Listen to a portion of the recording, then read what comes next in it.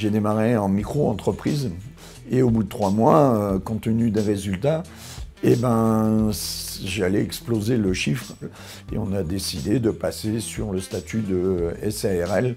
Et la difficulté, ça a été de faire la transition de l'un à l'autre. Presque je souhaite des difficultés comme ça à tous les jeunes entrepreneurs. Je m'appelle Jean-Luc Bouzin, j'ai créé l'entreprise S2F, sondage forage formation à Saint-Pierre-d'Hérault, dans le 24.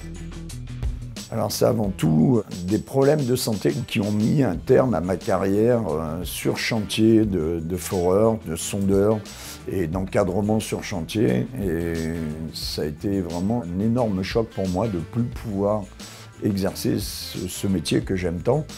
Et il a fallu se réadapter et faire preuve de pragmatisme et puis faire autre chose.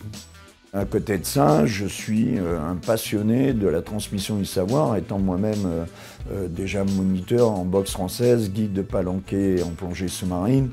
Tout naturellement, l'enseignement du savoir acquis pendant ces 35 ans s'offrait à moi et je me suis jeté dedans à corps perdu.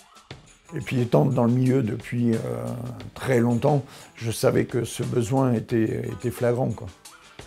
Donc la particularité du concept de mon entreprise, c'est de dire, c'est pas les apprenants qui vont dans des centres, mais c'est plutôt moi qui vais au-devant de mes apprenants et sur les chantiers, de façon à pouvoir transmettre le savoir directement avec leur matériel, d'être confronté aux problématiques qu'ils peuvent rencontrer en conditions réelles. Alors l'accompagnement BGE, ça a été une véritable révélation. Au premier atelier en visio où l'intervenant, je me rappelle sa phrase, c'était « à partir de maintenant, vous réfléchissez en tant que chef d'entreprise ». Donc j'ai commencé sur LinkedIn à prospecter et j'ai eu un premier client alors que l'entreprise n'existait encore pas officiellement. Donc j'étais très content et puis après ça s'est enchaîné très vite. Et ça a pris des proportions exponentielles. Je me suis adapté au marché où il y avait une très forte demande de la part des bureaux d'études de formation sur de la géotechnique.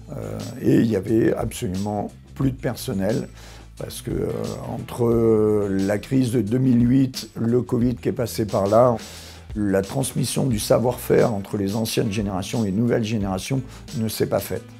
Donc il y a eu une paupérisation générale du savoir-faire technique et donc du coup ça m'ouvre un créneau qui est extrêmement porteur et sur lequel je suis très demandé.